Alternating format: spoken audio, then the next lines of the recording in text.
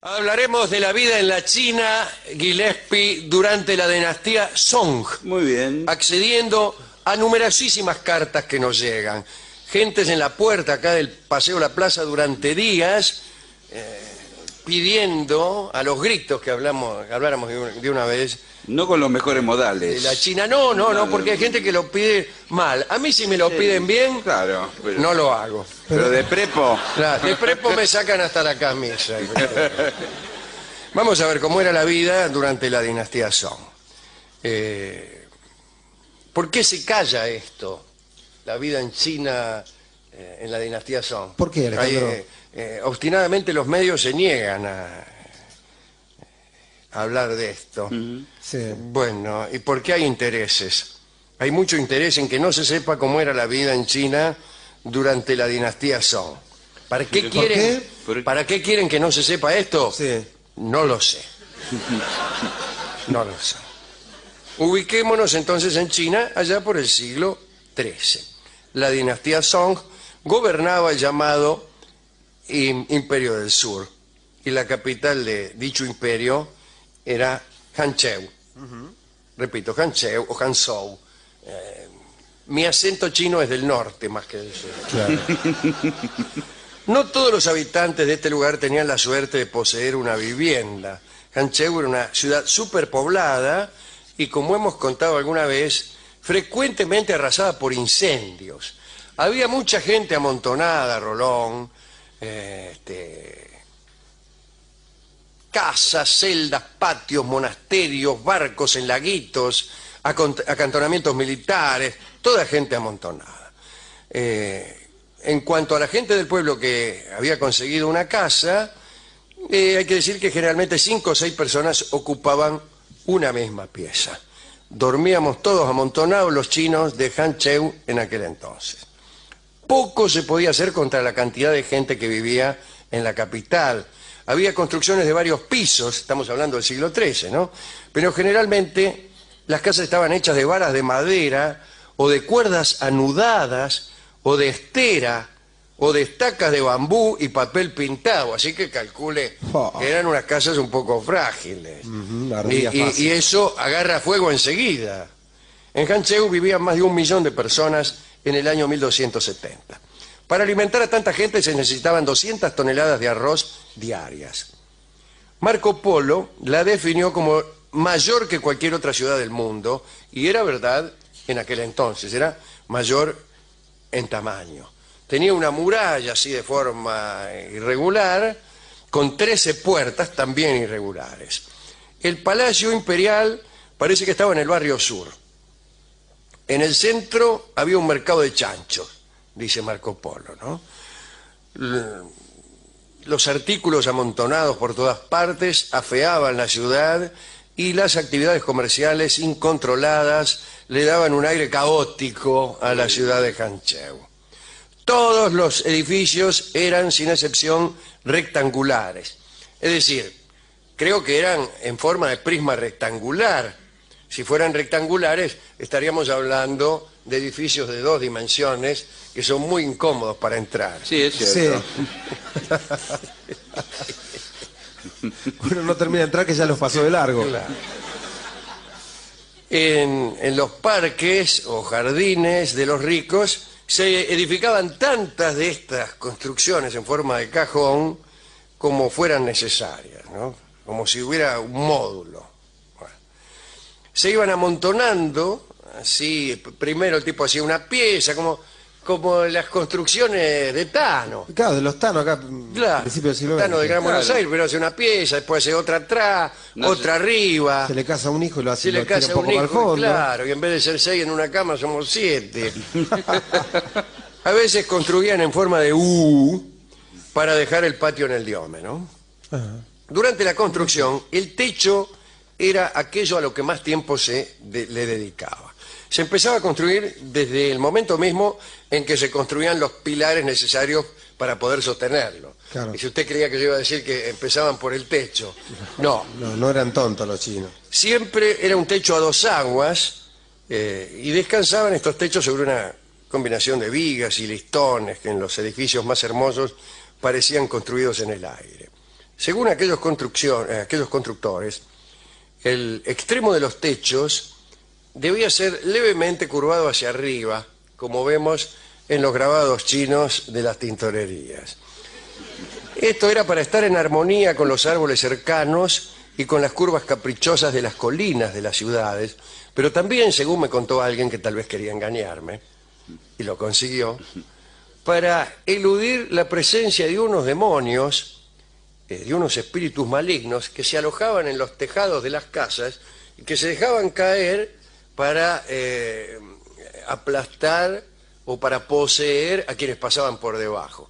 Entonces se le hacía una curva hacia arriba al tejado y cuando el espíritu se deslizaba, se quedaba enganchado en esa curva y uno podía pasar por abajo sin ser víctima de una desagradable posesión diabólica, que como todo el mundo sabe, es lo más enojoso que uno puede tener, más que nada si uno trabaja. ¿Por qué esa aclaración? Imagínense, lo echan enseguida. Te vas, se sienta en el escritorio y empieza a escupir ranas. Sí. A oler azufre. Claro, qué sé yo, bueno, más que nada, bien. Aquel precepto de los arquitectos de aquel tiempo se cumple hoy, aunque más no sean los dibujos que hacemos de los chinos. Cuando uno dibuja chinos, enseguida le mete un edificio con las puntas del techo retorcidas en firulete. Pero estos techos con puntas curvas estaban reservados por ordenanza imperial a la residencia de las personas de la alta sociedad y a los edificios oficiales. Las casas populares y los techos de los comercios no seguían esa costosa moda. Las casas de los ricos tenían el techo con firulete, las otras no. Un detalle: las ventanas estaban hechas de enrejados que formaban cuadrados, pero las partes vacías se cubrían con papeles encerados, es decir, donde ahora ponemos los vidrios, ponían papel encerado, adornado con flores o con figuras de animales. Estos papeles se vendían en los mercados de Hancheu para decorar. Papel decorado para la ventana, ponías ahí un dibujito, ¿no? Otra curiosidad: solo las personas importantes del imperio podían tener más de una puerta de acceso a las casas. Si vos eras un príncipe del imperio, tenías dos puertas. Pero si eras un gil, como yo, una sola. En las puertas podías pintar entes protectores contra los malos espíritus. Generalmente eran personajes históricos divinizados, pero esa es otra cuestión. Recuerdo que en Córdoba hay un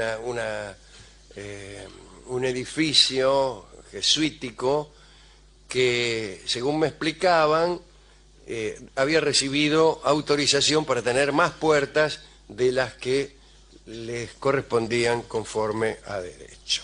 Quiere decir que también allí imperaba esta forma de autorizar puertas según la jerarquía del propietario de la casa. En las casas importantes, cada pabellón, cada pieza de esas rectangulares que hemos mentado, tenía su uso particular. Por ejemplo, tenían una pieza para mirar el claro de luna. ¡Ah! El bacán... ¿El bacán? El bacán tenía muchas piezas. Claro. Que tenía una sola pieza que el claro de luna. Sí, miro lo que puedo. Éramos 6 en una cama. Claro. Pero los bacanes, digo, ¿no? Sí. Los mayorengos y todo eso, tenían muchos pabellones, muchas habitaciones. Una para mirar el claro de luna. ¿Quiere mirar el claro de luna? Bueno, pase por acá. Otro para las sesiones musicales, otro para los banquetes, otro decorado en su interior con pinturas que representaban paisajes nevados. ¿Para qué? Para inducir el fresco en época de mucho calor. Como no había aire acondicionado... Sí, te pintaba... claro, cuando venía el calor vos tenías un pabellón que tenía pintado, por ejemplo, una ladera nevada. Sí. Entonces vos entrabas, ¡ay! Dice, qué fresco que está acá, ¿no? Y también cuando venía el frío, por ejemplo, tenías una pieza donde tenías pintado... leñas. Un incendio, leña, tenías pintada leña ardiendo. Y algunas tenían leña ardiendo. Porque si bien no había aire acondicionado, leña ardiendo había. Y el fuego ya se había Qué descubierto. curioso, ¿eh? Qué curioso. Bien. No, seguramente A un pintarían paisaje. dragones echando fuego, se me ocurre, ¿no? Ajá. Que son muy eficaces para calentarse las patas. El piso estaba recubierto de ladrillos esmaltados, una especie de cerámica, ¿eh? Sin embargo, aparecen las crónicas que en algunas residencias había un piso parecido al piso de parquet y tenía incrustaciones de flores de plata. Un parquet con incrustaciones de flores de plata que era, sin embargo, levantado por los peronistas para hacer asados. Pero ¿cómo?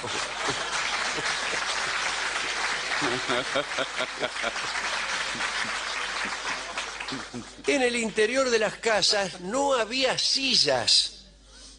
Tanta guita que tenemos y no había sillas. Mucho pabellón para mirar la luna, Y comemos de pero la parado. tenés que mirar de parado. Lo que sucede es que esos objetos, ¿Cuáles? las sillas, Ajá. no llegaron a la China hasta 2 o 3 siglos después. Llegaron desde la India, allá por el año 1500. Y antes no se usaban sillas. Pero ¿cómo no se les ocurrió? Y Mire que los chinos son inventores, muy ¿eh? ingeniosos. Y estaban parados todo el día. estaban o parados o acostados, pero no sentados. No, espere. Nos dice que los chinos no se sentaron. Ay, si no tenían sillas, ¿dónde se sentaban, señor? Claro. En los almohadoncitos, en los cojines esos que tenían ellos. ¿En que dónde? tenían como unos almohadoncitos que ponían en el piso. Ajá.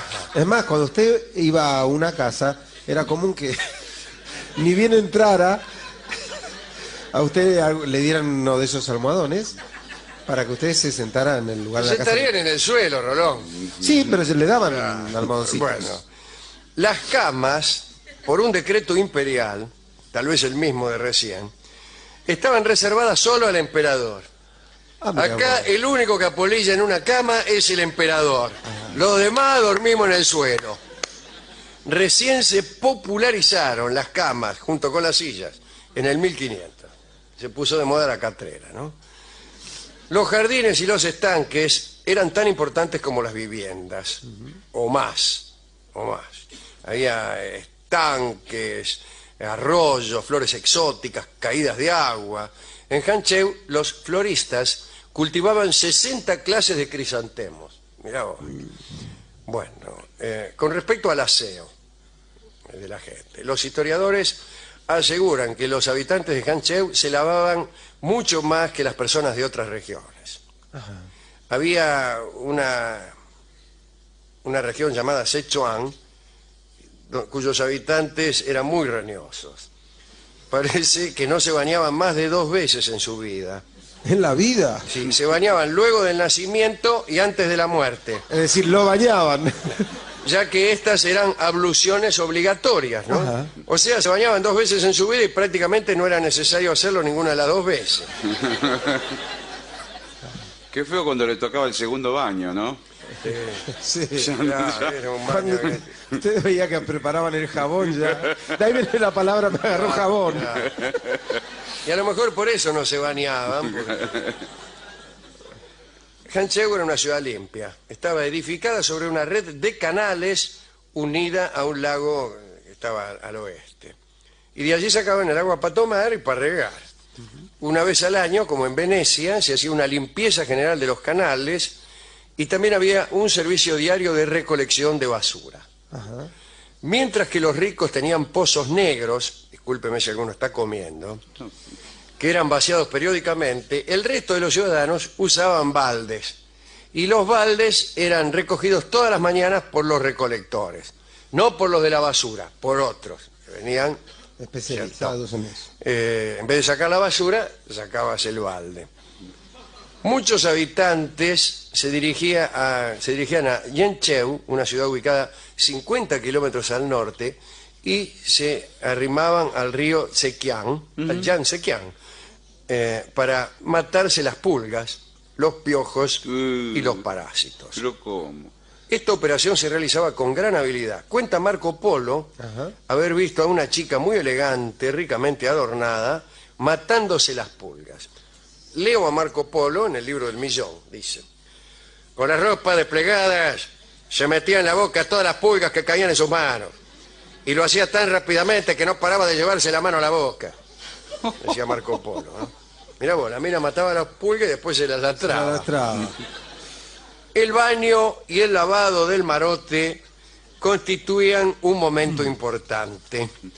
En ese momento mucha gente atendía las visitas mientras se bañaba. Ah, no me diga. Sí, claro. Eso en Hancheu, ¿no? ¿Y cuál era la frecuencia de los baños en Hancheu? No lo sé, pero venía ese afán de limpieza de viejas prácticas campesinas que aún se conservan. Incluso en las fiestas de casamiento había un baño en común y sin ropas, entre los muchachos, chicos y ¿La fiesta de chicas. casamiento? Había una fiesta de casamiento, ponele, se casaba usted Sí. con quien quiera, yo no le voy a decir con quién se Perfecto, tiene que listo. casar, y los invitaba a todos, y los invitados se pegaban una enjuagada, todos ahí como desnudos, digamos. Ajá. Así que esos son casorios. Sin embargo, los chinos de educación elevada no se bañaban en presencia de algún familiar de otra generación, ni en presencia del abuelo ni del nieto.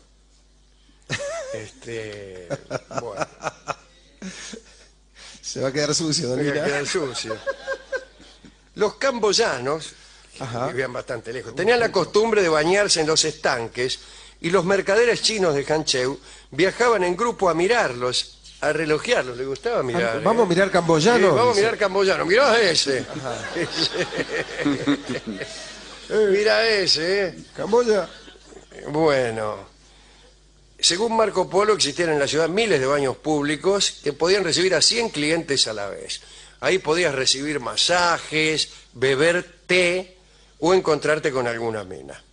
Algunos funcionarios eran famosos por la manía de bañarse y otros lo eran justamente por sucios.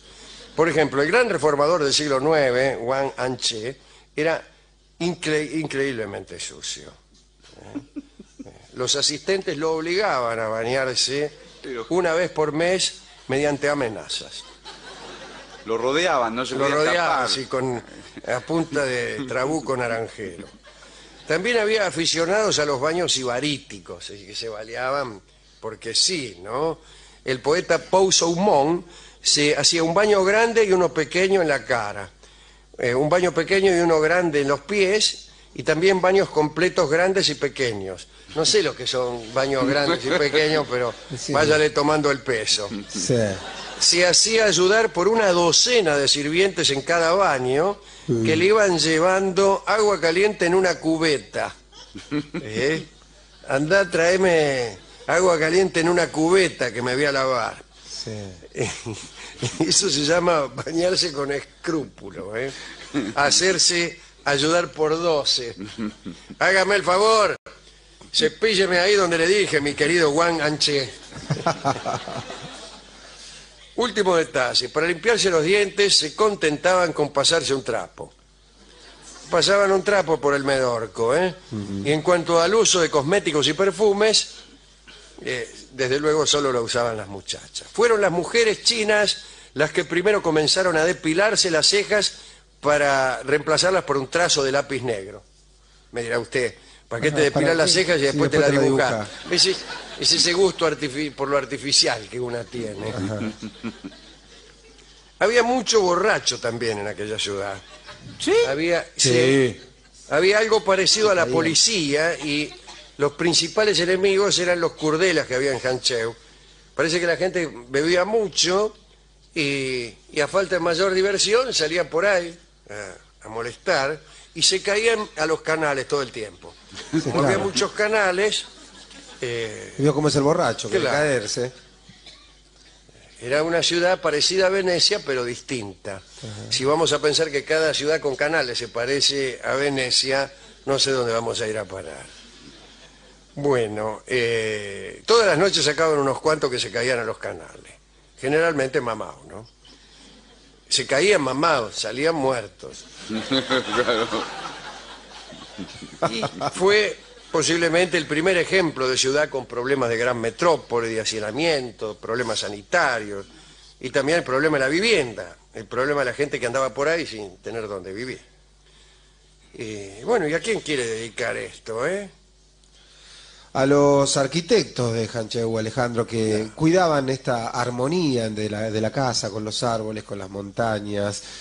Nosotros que nos toca cierta falta de planeamiento urbano, digamos, para cuidar la belleza de la ciudad, ¿no? Uno anda por ahí, ve un edificio grandote, una casa chiquita, todo. Me parece que es una linda cosa esto de tratar de cuidar que el lugar donde uno está sea bello. Y ya que hablamos del Imperio del Sur, permítame dedicarle esto al protector de los pueblos libres del sur, al amigo Artigas. Bueno, muy bien, ya que hay muchos orientales esta noche.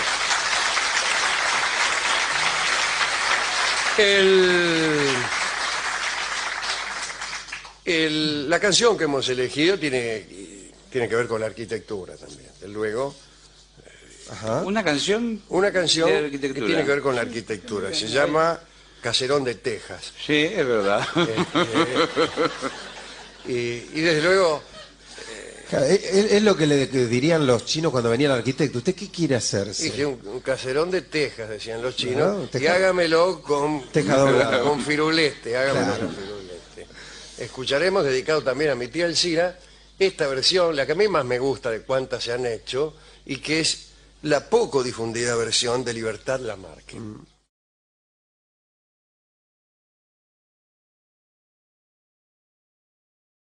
Hablaremos de la vida en la China, Gillespie, durante la dinastía Song, Muy bien. accediendo a numerosísimas cartas que nos llegan. Gentes en la puerta acá del Paseo La Plaza durante días, pidiendo a los gritos que habláramos de una vez No con los mejores de modales. la China. No, porque hay gente que lo pide mal. A mí si me lo piden bien, Claro. Pero, no lo hago. pero de prepo. Claro, de prepo me sacan hasta la camisa. Vamos a ver cómo era la vida durante la dinastía Song. ¿Por qué se calla esto? La vida en China en la dinastía Song. ¿Por qué, Alejandro?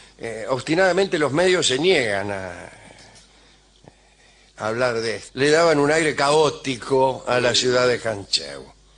Todos los edificios eran, sin excepción, rectangulares. Es decir, creo que eran en forma de prisma rectangular. Si fueran rectangulares, estaríamos hablando de edificios de 2 dimensiones que son muy incómodos para entrar. Sí, es Sí. cierto. Uno no termina de entrar que ya los pasó de largo. Claro. En los parques o jardines de los ricos se edificaban tantas de estas construcciones en forma de cajón como fueran necesarias, ¿no? Como si hubiera un módulo. Bueno. Se iban amontonando, así, primero el tipo hacía una pieza, como las construcciones de Tano. Claro, Había mucha gente amontonada, Rolón, casas, celdas, patios, monasterios, barcos en laguitos, acantonamientos militares, toda gente amontonada. En cuanto a la gente del pueblo que había conseguido una casa, hay que decir que generalmente 5 o 6 personas ocupaban una misma pieza. Dormíamos todos amontonados los chinos de Hancheu en aquel entonces. Poco se podía hacer contra la cantidad de gente que vivía en la capital. Había construcciones de varios pisos, estamos hablando del siglo XIII, ¿no? Pero generalmente las casas estaban hechas de varas de madera o de cuerdas anudadas o de estera o de estacas de bambú y papel pintado, así que calcule. sí. Bueno, ¿y por qué hay intereses? Hay mucho interés en que no se sepa cómo era la vida en China durante la dinastía Song. ¿Para qué ¿Por quieren, qué? ¿Para qué quieren que no se sepa esto? Sí. No lo sé. No lo sé. Ubiquémonos entonces en China allá por el siglo XIII. La dinastía Song gobernaba el llamado Imperio del Sur y la capital de dicho imperio era Hancheu. Repito, Hancheu o Hanzhou. Mi acento chino es del norte más que del sur. Claro. No todos los habitantes de este lugar tenían la suerte de poseer una vivienda. Hancheu era una ciudad superpoblada y, como hemos contado alguna vez, frecuentemente arrasada por incendios. Eran unas casas un poco frágiles. ardía fácil. Y eso agarra fuego enseguida. En Hancheu vivían más de 1 millón de personas en el año 1270. Para alimentar a tanta gente se necesitaban 200 toneladas de arroz diarias. Marco Polo la definió como mayor que cualquier otra ciudad del mundo, y era verdad en aquel entonces, era mayor en tamaño. Tenía una muralla así de forma irregular, con 13 puertas también irregulares. El Palacio Imperial parece que estaba en el barrio sur. En el centro había un mercado de chanchos, dice Marco Polo, ¿no? Los artículos amontonados por todas partes afeaban la ciudad y las actividades comerciales incontroladas